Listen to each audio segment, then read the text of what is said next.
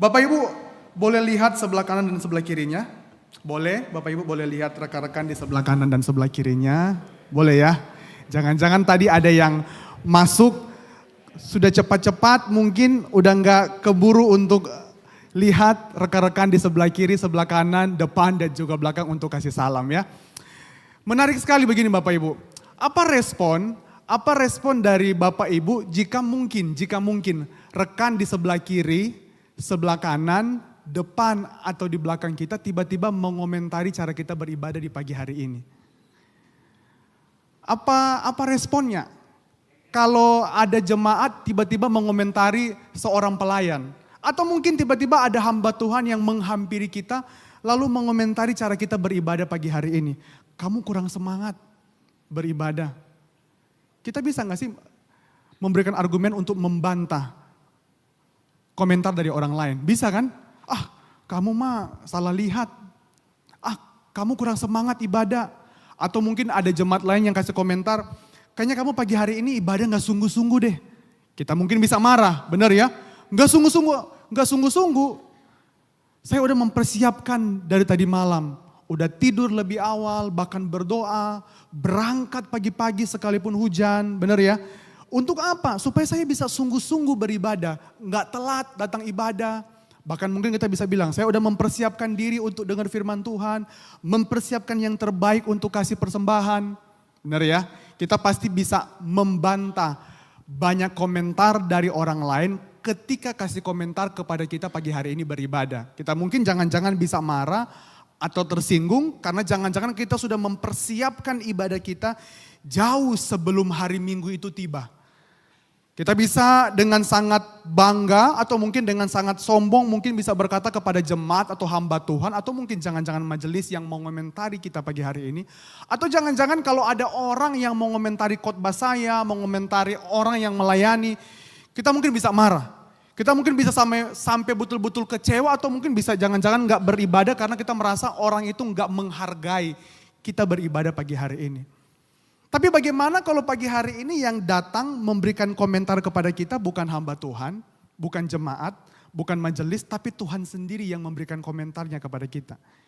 Kira-kira masih ada nggak respon pembelaan dari kita kalau ternyata Tuhan yang datang menghampiri kepada kita? Andrian, kayaknya kamu tadi beribadah kurang semangat deh. Lause Jerry, kayaknya kamu nggak sungguh-sungguh deh tadi memimpin pujian. Atau mungkin Andrian, kayaknya hati kamu nggak beres. Kita bisa dengan lantang membalas apa yang menjadi komentarnya Tuhan kepada kita. Bisa gak sih? Saya yakin kita akan malu, benar ya? Kita akan malu, kita akan takut, bahkan kita mungkin bisa jadi gak bisa berkata-kata karena yang memberi komentar bukan hamba Tuhan, tapi Tuhan sendiri. Dan komentar Tuhan dengan sangat tegas, dengan sangat keras, dengan sangat-sangat betul-betul saya yakin ketika itu sampai kepada bangsa Israel di zamannya Nabi Amos pada waktu itu. Betul-betul menghentakkan mungkin jantung bangsa Israel. Coba kita lihat, coba sama-sama kita baca. Kalau di depan terlihat kecil tulisannya, Bapak Ibu boleh buka di Amos pasal yang ke-5 ayat 21 sampai 23. Boleh Bapak Ibu buka Amos 5 ayat 21 sampai 23 kita akan baca sama-sama. Kira-kira apa komentar Tuhan?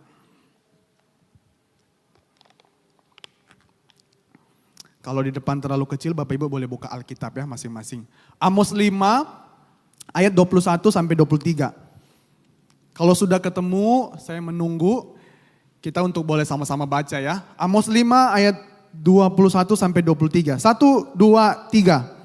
Aku membenci, aku menghina perayaanmu dan aku tidak menyukai perkumpulan rayamu.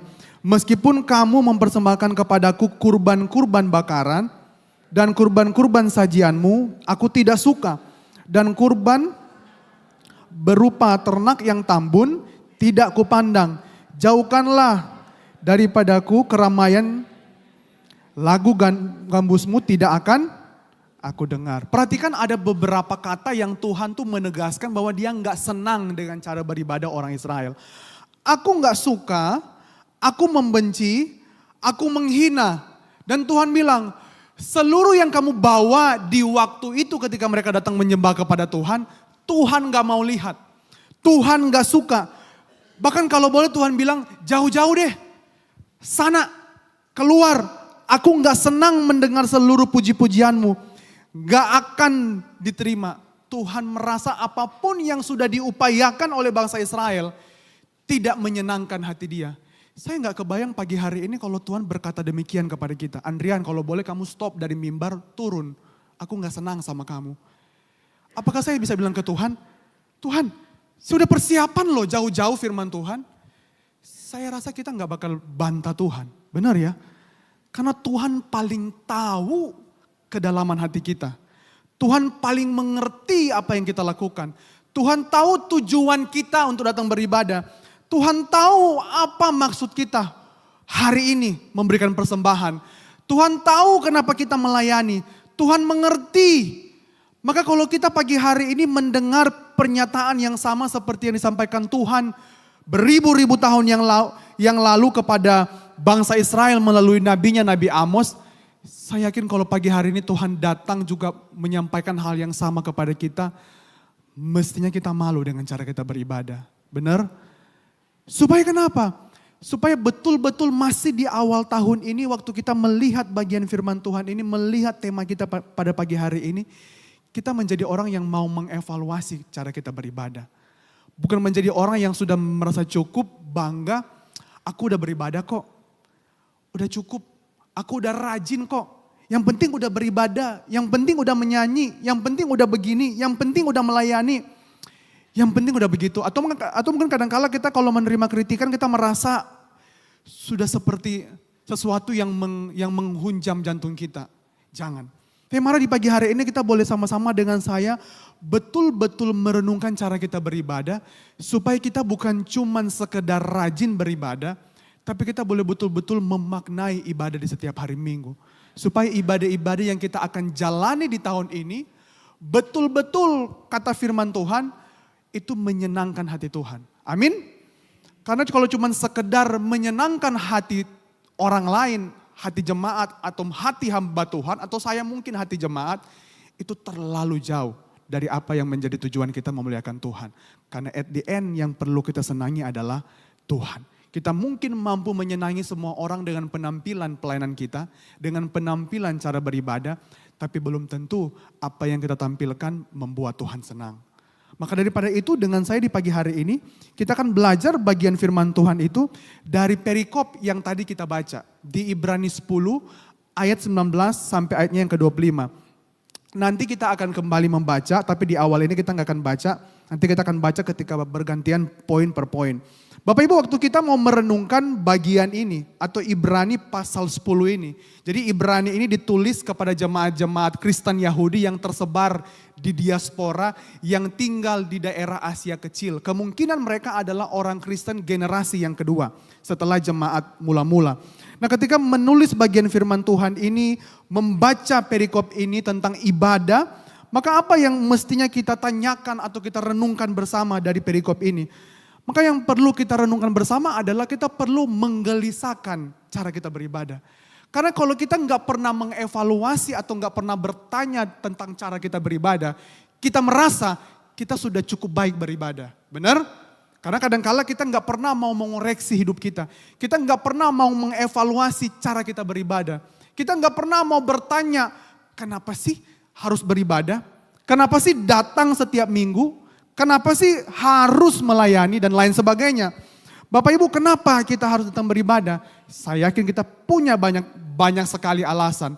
Tapi satu buku yang saya baca ditulis oleh dosen di STT Reform dan juga hamba Tuhan dari Sinode GKY Mangga Besar, Pendeta Lucky Samuel.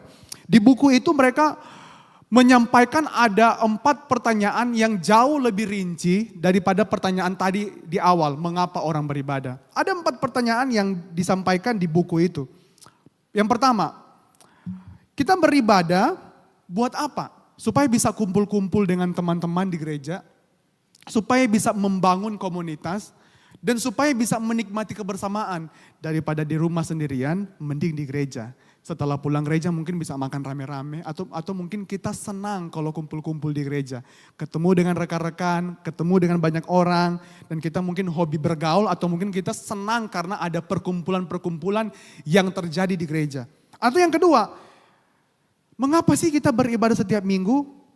Apakah kita beribadah supaya kita memperkuat kita punya tim dalam pelayanan sosial. Mungkin ada orang-orang merasa senang sekali kalau bisa ke gereja. Karena bisa join dengan bidang diakonia untuk melayani, berdoa bersama, bahkan memberikan kontribusi kita bersama-sama dengan anggota jemaat yang lain untuk boleh terlibat dalam pelayanan sosial. Apakah demikian? Lalu yang ketiga, apa kita beribadah supaya kita belajar tentang Allah? Sama seperti hari ini. Benar ya? Oke, cuan tahu, oke Boksu, saya beribadah karena saya rindu sekali di dalam ibadah minggu, saya belajar tentang Allah dari firman Tuhan. Atau mungkin yang keempat, ini alasan yang kelihatannya sangat rohani. Iya, saya beribadah, mungkin kalau ada orang komentar, atau mungkin kalau Tuhan tanya, kenapa sih kamu beribadah? Iya Tuhan, saya beribadah supaya bisa memuji dan mengagungkan nama Tuhan. Bapak Ibu jemaat terkasih, dari 4 pertanyaan ini, buku itu langsung menjawab, ini semua alasan yang tidak tepat. Ini semua alasan yang tidak tepat. Kenapa gak tepat? Kenapa gak tepat? Karena kalau kita cuma datang ke gereja supaya bisa berkumpul-kumpul, membentuk komunitas, bisa ketemu dengan teman-teman seiman, atau bisa membangun jejaring dengan orang lain, kita berelasi, benar ya? Karena kita berkenalan dengan satu dengan yang lainnya, kiri depan kanan pasti kita kenal siapa namanya. Itu juga bisa terjadi di luar, tanpa harus melalui ibadah, benar ya?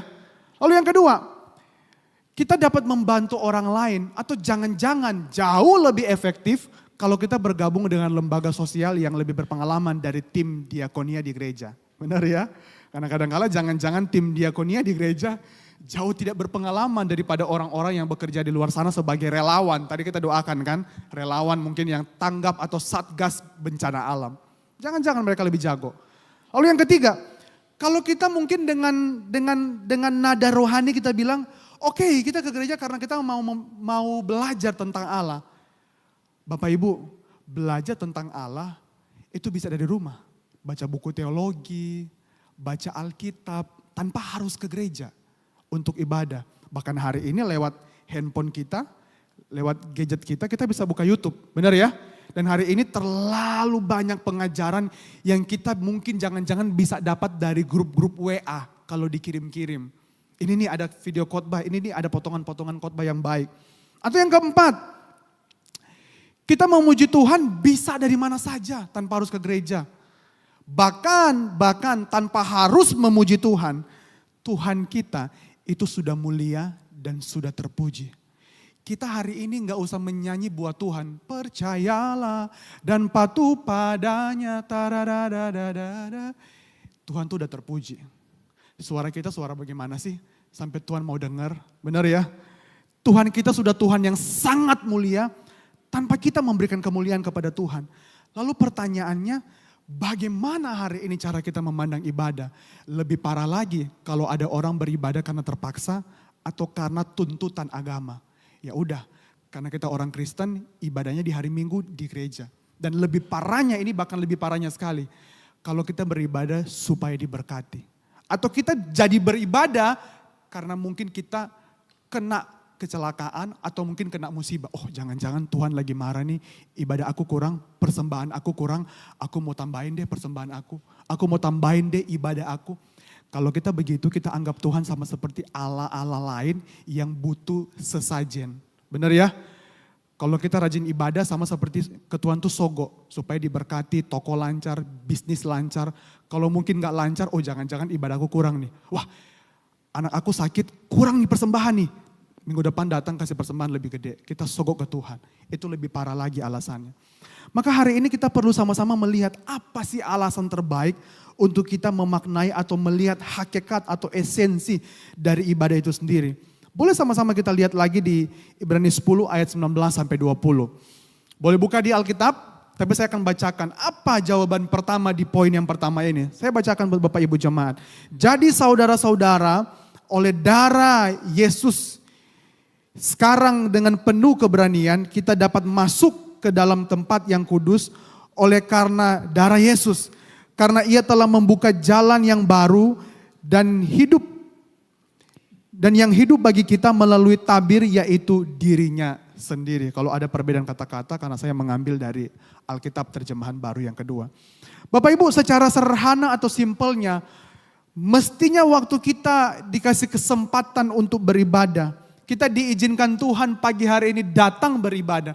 Mari melihat itu sebagai kesempatan, bukan karena kita orang Kristen jadi kita beribadah di hari Minggu di gereja. Atau mungkin kita beribadah karena kita merasa kita bisa berkumpul, punya talenta, punya SDM untuk beribadah. Atau kita beribadah karena kita lagi sehat. No, tapi secara sederhana bagian firman Tuhan di 2 ayat ini bilang kita beribadah karena ada karya Kristus yang telah menebus kita. Karena ada Tuhan yang memperkenankan kita. Karena ada Tuhan yang mengundang kita untuk bersekutu bukan dengan teman-teman yang utama. Tapi undangan Tuhan untuk masuk bersekutu dengan siapa? Allah Tritunggal. Karena kita mesti sadar ada Allah Tritunggal. Maka ini mungkin poin sederhana yang boleh kita mengerti. Sebab kenapa? Kalau kita nggak menyadari bahwa ibadah ini dulu terjadi karena Tuhan, kita akan merasa seluruh ibadah kita terjadi karena upaya manusia. Benar ya? Oh, karena aku bisa latihan. Karena di gereja ada pengkhotbah, ada pemusik, ada singers, ada jemaat, jadi ibadah ada. Ada gedung gereja, ada izin dari pemerintah, semua ada gereja. No, bukan karena ada itu. Tapi karena ada Kristus yang mengupayakan. Sehingga ibadah itu ada dan dia menjadi jembatan kepada kita. Supaya ibadah kita pagi hari ini boleh berkenan di hati siapa? Tuhan. Karena kita akan malu sekali mendengar kalau sampai Tuhan berkomentar kepada kita waktu kita berjumpa dengan Tuhan muka dengan muka. Lalu kita merasa Tuhan aku udah rajin ibadah. Lalu Tuhan bilang, please hello, waktu kamu beribadah di taman di GSI Taman Sari itu enggak menyenangkan hati aku. Wah, kita bisa jawab apa ke Tuhan? Wah, maka ini poin sederhana. Kenapa kita perlu mengerti ini? Karena kalau kita melihat sejarah ibadah secara sederhana, saya nggak akan mungkin bahas panjang karena waktu. Kita akan melihat karena manusia berdosa itu tidak akan mungkin bisa punya kerinduan untuk beribadah kepada Tuhan. Sekalipun kita manusia diciptakan sebagai makhluk yang bisa menyembah. Makanya jangan heran ya, ada orang bisa menyembah patung, ada orang bisa menyembah batu, ada orang bisa menyembah pohon yang besar, laut, pantai. Itu karena memang manusia diciptakan oleh Tuhan punya natur sebagai makhluk penyembah. Benar ya? Sama seperti kita bisa berakal budi, manusia juga punya natur sebagai makhluk penyembah. Tetapi ketika jatuh dalam dosa, penyembahan kita tidak arahkan kepada Tuhan. Jadi manusia berdosa tidak akan mungkin bisa mengarahkan penyembahannya kepada Tuhan. Sehingga apa yang terjadi? Penyembahannya itu lari ke tempat lain. Bahkan kalau kita lihat contoh di Menara Babel, penyembahan itu lari ke diri sendiri. Benar ya? Waktu kita lihat di Menara Babel, Tuhan hukum kan? Karena manusia mau menggapai, mau sombong, mau meninggikan diri supaya dirinya yang menjadi dielu-elukan. Dan kita senang bukan kalau orang menyembah kita? Kita senang bukan kalau orang tuh apa-apa menghargai kita? Kita senang bukan kalau orang menghormati kita? Senang sekali. Karena kita senang disembah dan juga senang menyembah. Tapi sebagai manusia berdosa, kita tidak akan mungkin bisa menyembah Tuhan. Karena keberdosaan membutakan mata kita, membutakan kerohanian kita, dan mengikat kita untuk akhirnya kita mati dalam kehidupan yang berdosa. Makanya tidak akan mungkin manusia berdosa itu menggapai Tuhan, karena kita yang hilang. Maka bagaimana caranya? Ya Tuhan yang memulai untuk memilih orang-orang yang ingin dipilihnya. Tuhan bilang kepada bangsa Israel, aku pilih kamu bukan karena kamu lebih gede dari bangsa yang lain. Aku pilih kamu bukan karena kamu lebih hebat dari bangsa yang lain. Aku pilih kamu bukan karena kamu jago dari bangsa yang lain. Enggak. Tapi memang Tuhan mau menunjukkan bahwa pilihan Tuhan itu tergantung kepada haknya Tuhan. Bukan karena ada apa-apanya kita. Jadi kalau kita lihat di perjanjian lama, Tuhan tuh memilih bangsa Israel, memilih Abraham, memilih Ishak, memilih Musa, menjadi hamba-hambanya. Untuk apa? Untuk betul-betul melalui itu terjadilah sebuah ibadah yang dimaknai bersama-sama dengan Tuhan. Dari ibadah yang bentuknya keluarga, sampai ibadah yang bentuknya komunal dengan bangsa Israel. Dari kemah suci sampai ke bait Allah. Siapa yang bentuk? Siapa yang suruh? Siapa yang mengatur sampai ke rinci-rincinya bangunan itu? Siapa yang mengatur baju imam? Siapa yang bilang kalau mempersembahkan korban harus dipotong, harus korban begini? Kalau bukan Tuhan yang ajar. Siapa yang bilang jangan menyembah patung? Kalau bukan Tuhan yang ajar.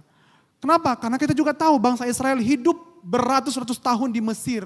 Dan mereka tahu yang disembah itu adalah patung. Makanya ketika sudah keluar dari tanah Mesir, ketika sudah mau berjalan ke tanah Kanaan, apa yang mereka buat waktu mereka mau menyembah Tuhan? Mereka bikin anak patung lembu emas. Karena yang ada di konsep mereka, Tuhan itu seperti patung. Maka bagaimana caranya? Ya Tuhan yang mulai, Tuhan yang pilih. Setelah Tuhan yang mulai, setelah Tuhan yang pilih, Tuhan juga yang menentukan berbagai macam hal.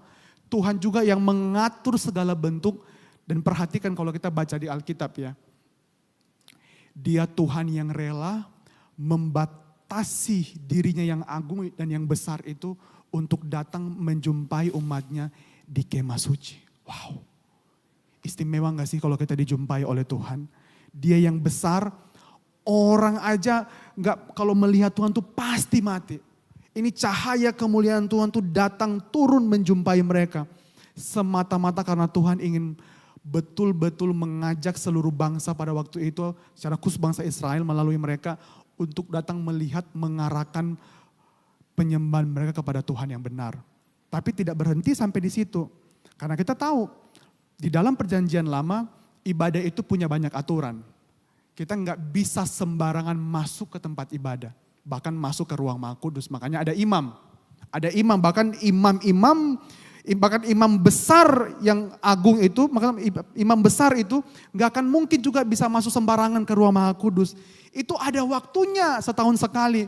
Kalau berdosa itu pasti mati. Makanya kenapa para imam sering digantung bunyi apa ya, kayak lonceng kecil dan juga ada tali mungkin atau benang gede untuk diikat di kakinya supaya tahu nih kalau masih bunyi kling kling kling berarti masih hidup imamnya. Tapi kalau udah mati, orang-orang di luar yang nanti akan tarik imamnya itu. Karena ketika orang di luar datang masuk ke ruang Maha Kudus, mereka juga bisa ikut mati sama seperti imam.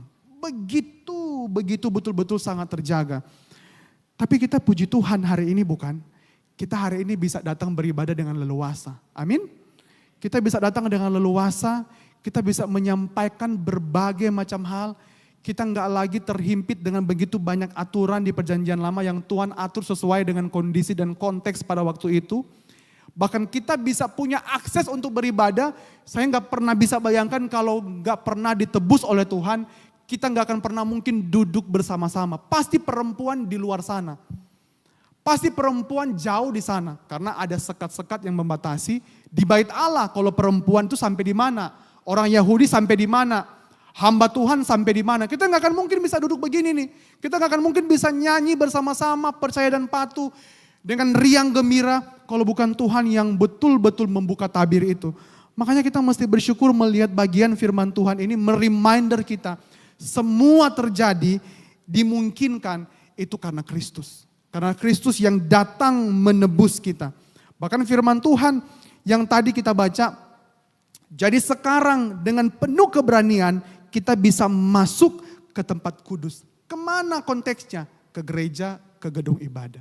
Dengan apa? Dengan keberanian. Apa artinya keberanian? Arti dari keberanian adalah kita punya kebebasan untuk berbicara. Atau kita bisa dengan leluasa menyatakan perasaan emosi kita. Benar ya? Hari ini kita bersyukur sekali Tuhan mengundang kita melihat karya Tuhan yang besar. Makanya waktu kita ibadah, tidak mungkin kita tidak ibadah dengan bersuka cita. Dengan sungguh-sungguh kita merasa sangat jatuh cinta karena ibadah ini ada bukan karena kita bisa bangun pagi sekalipun, oh cuan tahu boksu, Aku ibadah pagi hari ini rajin kok, sekalipun tadi hujan datang. No, kita bisa ibadah bukan karena kita bisa mampu menerobos hujan di pagi hari ini, tapi ada Kristus yang menerobos jurang maut kepada kita hari ini. Amin. Dan itu yang membuat kita hari ini bisa beribadah. Dengan berani kita bisa bangun pagi, mandi, berganti penampilan, datang ke gereja dengan penuh keyakinan. Bukan karena kita sombong, tapi karena kita tahu kita bisa beribadah karena ada Tuhan. Bahkan kita bisa menyatakan segala perasaan emosi kita dengan cara berbagai macam hal. Kita mau angkat tangan, kita mau puji, kita mau tepuk tangan, itu bebas. Dan kita perlu melibatkan seluruh kehidupan kita, emosi kita waktu kita beribadah. Kenapa? John Piper, seorang teolog reform bilang begini, ketika emosimu mati atau tidak dilibatkan dalam ibadah, ibadah kita juga mati. Kenapa? Karena kita yang beribadah hari ini adalah orang yang hidup. Kita bukan robot. Kita bukan patung yang gak punya perasaan. Kita bukan robot yang gak tahu mengungkapkan apa yang menjadi isi hati kita kepada Tuhan. Ya Tuhan, aku mau percaya dan patuh Tuhan. Tapi Tuhan kan ngerti, waktu mau patuh itu tuh gak mudah. Disitulah kita dengan Tuhan tuh berdiskusi waktu kita beribadah. Kita bukan cuma nyanyi, percayalah dan patuh, nyanyi tanpa pengertian, tanpa emosi. Tapi waktu kita nyanyi betul-betul ada emosi di sana, ada pengertian di sana. Mungkin juga kita bisa nangis, kenapa? Karena kita pernah gagal untuk patuh kepada Tuhan. Tapi karena hari ini kita bisa beribadah, kita mau berkomitmen, Tuhan boleh gak pagi hari ini Andrian mau belajar lagi untuk patuh kepada Tuhan. Di situ kita melibatkan seluruh hal. Maka ini yang mesti kita syukuri. Bukan cuma emosi kita yang bisa dibawa, tapi kita bersyukur ibadah kita hari ini juga diperkenankan oleh Tuhan. Kenapa? Karena ada jalan baru yang hidup melalui Kristus. Dan dia bilang, dialah jalan kebenaran dan juga hidup.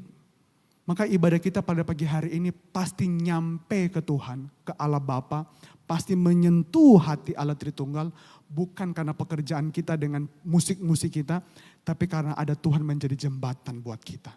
Dan ini boleh menuntun kita untuk boleh melihat bahwa ternyata ibadah di hari Minggu itu ada karena ada Kristus. Dari Sabat orang Yahudi di hari Sabtu mereka berkumpul beribadah, menuju ke Sabat yang sejati melalui Tuhan Yesus. Makanya dia bilang, dia Tuhan atas hari Sabat. Makanya kenapa kita beribadah di hari Minggu? Apa esensinya? Mengapa kita harus beribadah dengan penuh sukacita? Dengan semangat, dengan betul-betul kita prepare dari rumah. Kenapa? Karena waktu kita datang beribadah di hari Minggu, kita datang bersyukur merayakan bukan cuma Tuhan yang menjadikan hari ini, tapi ada Tuhan yang bangkit di hari Minggu. Makanya kita merayakan kebangkitan Tuhan. Tapi lebih daripada itu, sebagai sebuah identitas kalau kita adalah orang-orang percaya yang dikumpulkan dalam gereja untuk menyembah Allah yang hidup. Amin. Makanya kalau kita menyembah Allah yang hidup dengan posisi kita yang mati, wah itu jadi sebuah sebuah kritikan yang mendalam. Karena Allah kita Allah yang bangkit, Allah yang hidup. Maka kita pun juga mesti dengan kehidupan kita persembahkan buat Tuhan. Karena dengan demikian ibadah Minggu menjadi ibadah yang sungguh-sungguh akan membuat kita tuh berubah. Karena ibadah ini kita rayakan bersama dengan Tuhan yang hidup. Makanya kenapa orang Kristen datang beribadah di hari Minggu? Bukan karena alasan-alasan yang remeh-temeh yang tadi. Tapi karena kita sama-sama merayakan ada Tuhan yang bangkit. Dan karena identitas kita sebagai orang percaya adalah orang-orang yang percaya kepada Tuhan yang bangkit.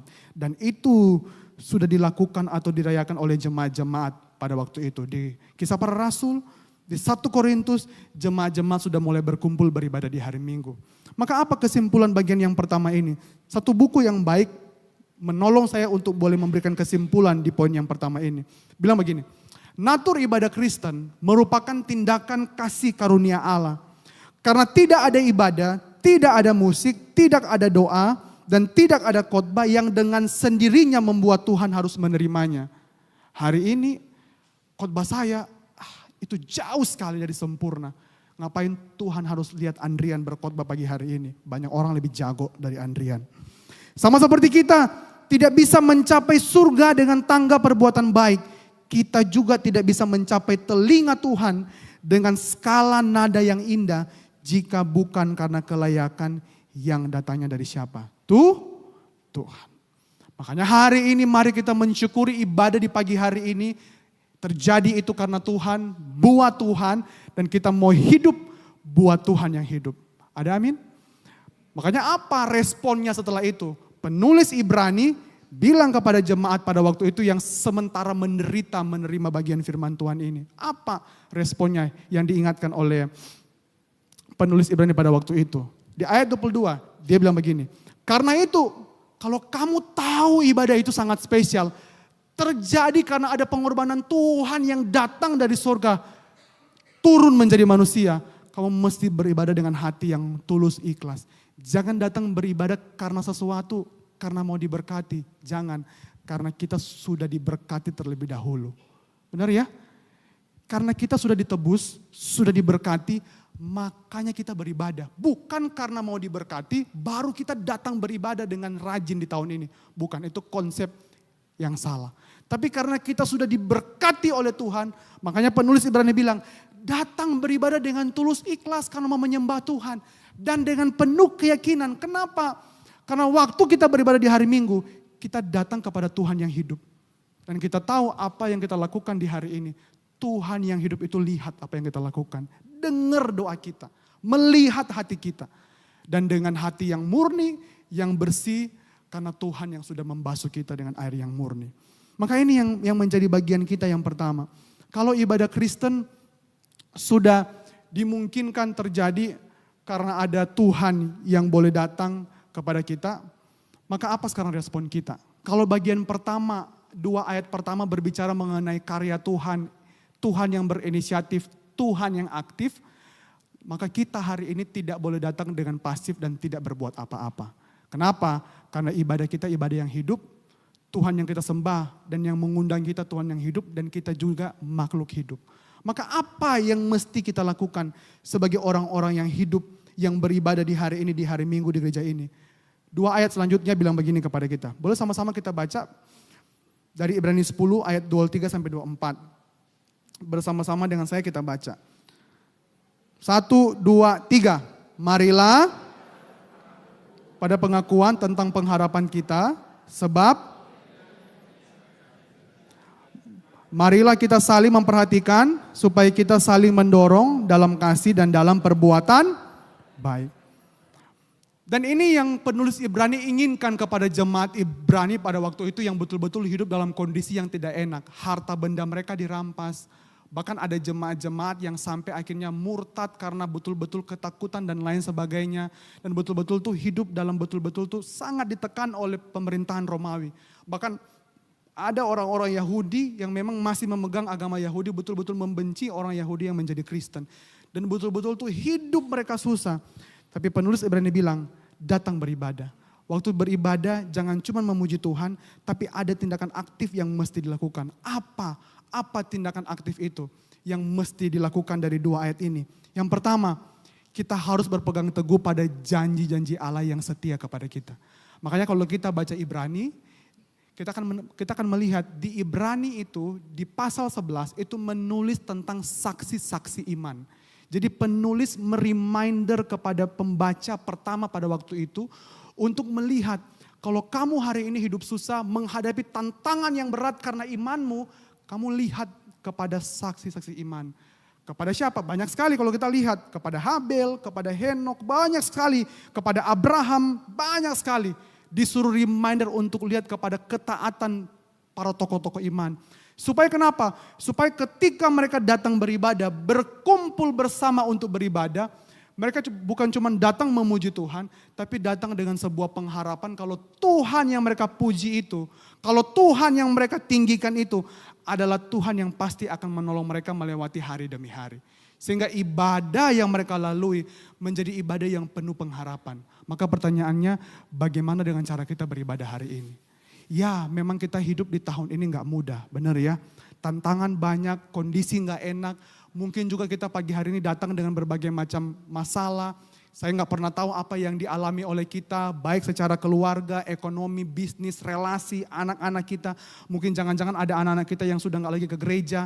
Tapi marilah kita datang dengan kita meletakkan pengharapan kita kepada Tuhan. Waktu kita ibadah, kita tahu setelah keluar dari gereja ini, masalah masih ada. Kita tahu kita yang sakit keluar dari pintu sana, masih juga sakit. Masih juga sakit. Masih kesusahan ekonomi, masih. Apapun mungkin juga belum berubah. Tapi mari waktu kita masuk dan kita beribadah, kita berpengharapan kepada Tuhan yang bangkit. Sehingga waktu kita keluar, diutus keluar dari gedung ibadah ini, kita keluar dengan wajah penuh pengharapan. Kenapa? Karena kita tahu Tuhan yang bangkit itu yang mengundang saya ibadah adalah Tuhan yang akan menolong saya melewati hari demi hari. Sehingga kenapa? Itu memberi kita kekuatan. Benar? Ini mesti dilakukan oleh kita. Kita yang mesti belajar bergantung meletakkan dasar iman kita kepada Tuhan. Kalau kita nggak pernah melatih itu nggak akan pernah jadi. Maka iman orang-orang Kristen bukan cuma iman sampai di pengetahuan. Oke, aku tahu kok Tuhan itu Tuhan yang kudus. Aku tahu Tuhan itu Tuhan yang berkuasa. Lalu turun ke hati. Ya, di hati kita okein. Benar, dia berkuasa. Benar, dia hebat. Tapi mesti turun ke dalam tindakan iman kita. Kalau kita tahu dia Tuhan yang berkuasa, kalau kita setuju dia Tuhan yang berkuasa, kita mesti meletakkan kepada apa yang kita tahu dan apa yang kita setujui. Benar ya? Supaya kenapa? Kita menjadi orang yang sungguh-sungguh menaruh harapan itu kepada Tuhan. Tapi bukan cuma itu, pengharapan juga kata penulis Ibrani, itu juga bisa datang bukan karena kita juga yang menaruh harapan kepada Tuhan waktu kita beribadah, tapi pengharapan itu juga bisa terjadi dalam komunitas iman. Makanya alasan di awal tadi itu salah. Kalau kita datang cuma sekedar kumpul-kumpul, itu salah.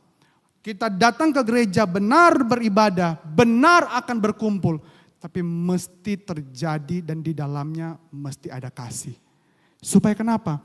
Ibadah kita pada pagi hari ini betul-betul menjadi ibadah yang penuh kasih. Boleh kita lihat lagi sebelah kiri, sebelah kanan, depan, belakang. Boleh kasih senyum dulu sedikit. Maka Bapak Ibu, coba kita bayangkan, kalau di gereja ini, kalau kita ibadah, tapi nggak penuh kasih. Contoh. Saya sebagai WL nih ya, saya lagi pimpin pujian. Bapak Ibu jemaat, mari kita memuji Tuhan. Karena Tuhan kita baik, nyatakanlah kebaikan Tuhan. Tapi saya setiap hari mungkin berantem sama jemaat, atau mungkin berantem sama rekan hamba Tuhan yang lain, atau mungkin saya berantem sama Bapak Ibu. Senang gak sih begitu kalau beribadah? Orang yang lagi pimpin pujian, orang yang dengan kita tuh sama-sama saling suka mengumpat kata-kata kasar. Senang? Enggak kan? Kalau di gereja ini kita beribadah tapi kita semua musuhan. Saya rasa kita nggak bakal datang ke gereja. Benar ya? Karena kita bakal nggak nyaman datang masuk ke GSRI Taman Sari mau beribadah. Tapi kita berantem dengan kiri kanan, berantem dengan pengkhotbah, berantem dengan pemusik, berantem dengan singers, dengan WL. Atau mungkin kita sebagai pelayan ibadah nggak punya relasi yang baik dengan jemaat. Jadi gimana ibadah itu? Benar ya? Dan kita nggak akan jadi kuat loh untuk menghadapi tantangan di dunia. Benar kan? Nggak akan enak. Sama sekali nggak akan enak. Makanya penulis Ibrani bilang, mesti ada kasih di situ. Mesti ada saling membantu, saling menopang di situ. Dan ini mesti terjadi dalam ibadah. Kenapa? Karena lewat ibadah kita belajar apa artinya kasih yang benar yang sudah dinyatakan oleh Kristus buat kita. Makanya inilah kekuatan ibadah Kristen.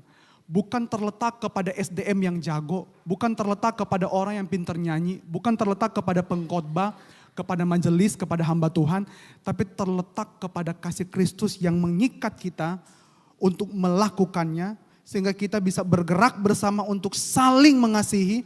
Maka apapun yang akan terjadi di tahun 2026 ini, kita akan kuat, kita akan survive, kita akan tangguh bukan karena kita hebat, tapi karena kita beribadah di tempat ini dan dalam ibadah di tempat ini kita menemukan sukacita karena berjumpa dengan teman-teman yang seiman yang sama-sama mau berjuang untuk hidup dalam kasih.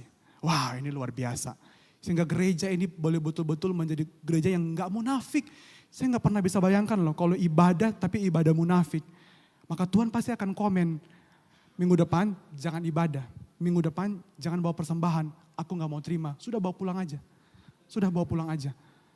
Maka ini yang boleh menjadi poin kita yang kedua. Waktu kita tahu ibadah karena Kristus, apa responnya kepada Tuhan? Kita bergantung dan karena kita tahu kita beribadah kepada Tuhan yang Maha Kasih, maka bagaimana mungkin orang-orang yang menyembah tidak hidup dalam kasih? Gak mungkin. Maka yang kedua, kita menjadi penyembah-penyembah yang hidup dalam kasih supaya kita mengerti ibadah itu. Dan kalau kita melakukan ini, kita akan persis sama dengan kisah para rasul. Bapak Ibu, di kisah para rasul, orang-orang bukan cuma memuji Tuhan. Tapi firman Tuhan bilang, banyak orang yang tadinya gak suka kepada jemaat mula-mula. Membenci jemaat mula-mula. Tapi pelan-pelan jadi suka dan jemaatnya bertambah. Kenapa? Karena ketika mereka berkumpul bersama, beribadah bersama. Di sana bukan cuma terjadi puji-pujian. Bukan cuma ada doa dalam jemaat mula-mula. Bukan cuma ada ada firman Tuhan yang mereka belajar bersama-sama. Tapi kalau kita baca, ada saling berbagi, ada kasih, dan mereka mau hidup bersama. Sehingga itu jadi powerful dalam kehidupan mereka. Dan mereka jadi berkat untuk dunia mereka pada waktu itu. Pertanyaannya, bagaimana kita hari ini? Bagaimana kita hari ini? Apakah kita setiap minggu di tahun lalu cuma datang ibadah, yang penting aku udah kaya, anak-anak sekolah di luar negeri, ekonomi oke, bisa atur liburan, cukup kasih persembahan, oke sudah kasih persembahan, sudah melayani, datang, pulang. Tiap minggu begitu terus, tiap minggu begitu terus. Saya rasa kita jadi orang yang salah beribadah.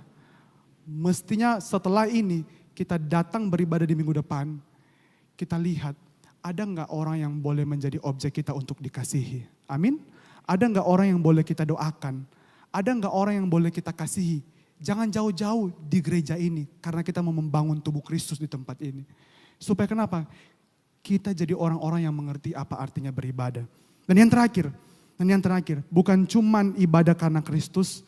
Dan kita harus menjadi penyembah kepada Kristus yang hidup, yang penuh kasih. Tapi yang terakhir yang menjadi penekanan kita di hari ini.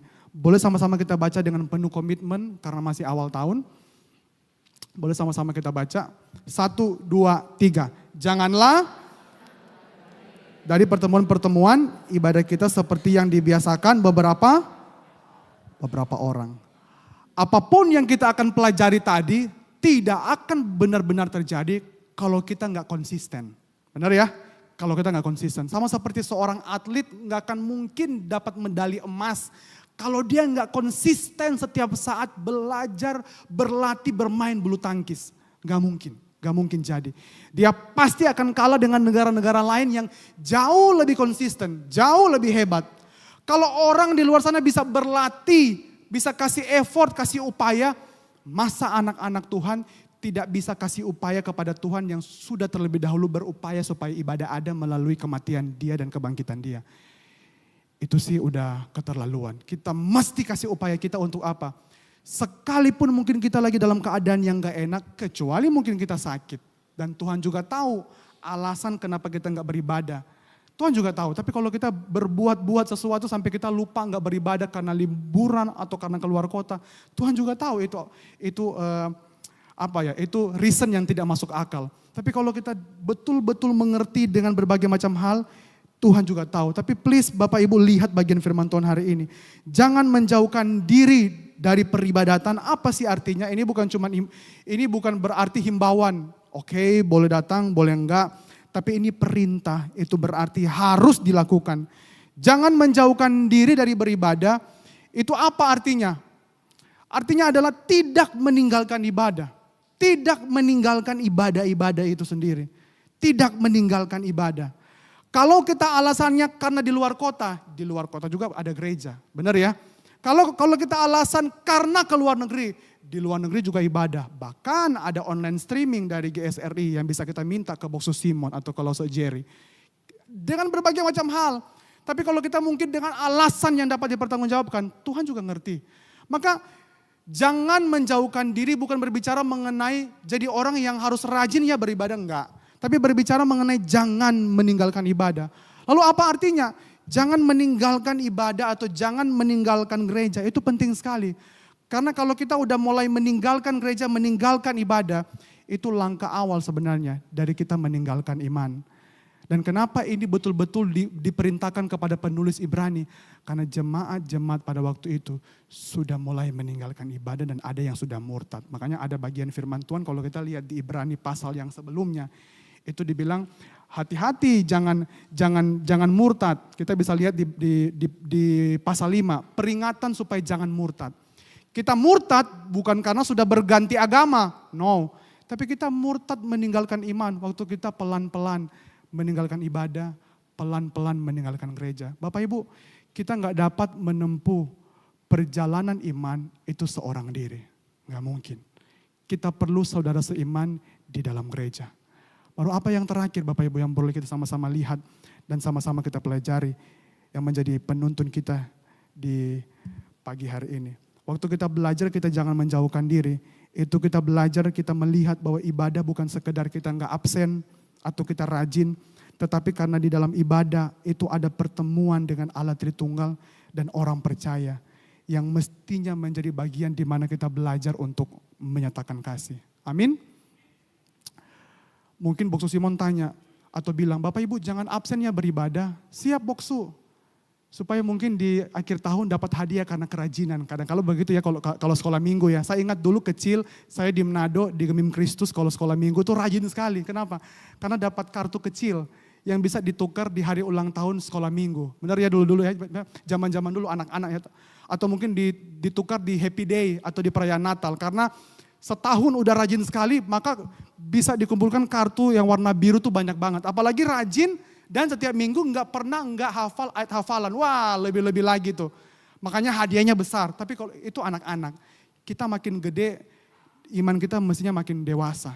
Waktu kita makin dewasa, kita tahu kita datang beribadah bukan karena sesuatu, bukan karena sekedar rajin, tidak absen. Tapi kita tahu di dalam ibadah itu ada Allah Tritunggal yang mengundang kita dan ingin berjumpa dengan kita.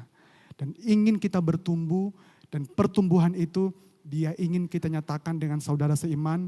Supaya kenapa? Di tengah-tengah tantangan dunia ada anak-anak Tuhan yang masih punya kasih. Sehingga masih ada harapan di Indonesia karena ada anak-anak Tuhan yang beribadah. Amin. Boleh colek sekarang. Tadi kan cuma lihat tapi boleh sekarang colek atau mungkin tepuk. Bilang jangan malas ibadah. Kalau tadi lihat, sekarang diingatkan, jangan malas ibadah ya. Oke, kita bersyukur ya buat kesempatan di pagi hari ini. Tuhan memberkati, mari kita berdoa. Tuhan kami sangat bersyukur di pagi hari ini boleh beribadah. Ternyata bukan karena kami yang bisa mengadakan. Kami beribadah bukan karena ada gedung gereja dan ada hamba Tuhan. Dan ada pelayan dan ada aktivis. Dan ada jemaat yang duduk bersama-sama beribadah. Bukan karena itu Tuhan. Tapi beribadah itu karena Tuhan. Karena Tuhan yang menjembatani kami. Karena Tuhan yang turun mencari kami. Sehingga arah hati penyembahan kami terarah kepada Tuhan. Dan Tuhan juga ajar Tuhan kami bukan cuma bersyukur karena bisa beribadah. Tapi pernyataan syukur itu kami boleh tunjukkan dengan kami hidup buat Tuhan. Hidup mengasihi Tuhan. Dan kami tahu kalau Tuhan mengasihi sesama, mengasihi orang yang lain, ketika Tuhan datang ke dalam dunia, kami juga mestinya mengasihi saudara seiman kami. Supaya itu boleh menjadi langkah iman bersama untuk boleh kami membawa harapan di tengah-tengah dunia, Indonesia, keluarga, bisnis, pekerjaan, relasi di gereja. Supaya boleh betul-betul ada kasih Tuhan, sehingga di sana ada pengharapan, ada kekuatan, ada semangat, bahkan ada kemenangan demi kemenangan. Dan orang yang tidak mengenal Tuhan, jadi mengenal Tuhan karena melihat kita menjadi penyembah-penyembah yang hidup dan benar-benar hidup buat Tuhan. Dengarlah doa kami dan Tuhan berkati jemaat ini, berkati gereja ini, berkati seluruh hamba Tuhan, Boksu Simon yang ada Tuhan boleh pimpin, bahkan boleh memberkati seluruh majelis dan jemaat yang ada di dalam ibadah-ibadah yang akan terus dilakukan di minggu-minggu selanjutnya. Dengarlah doa kami Tuhan, dalam nama Tuhan kami sudah berdoa. Amin. Tuhan berkati.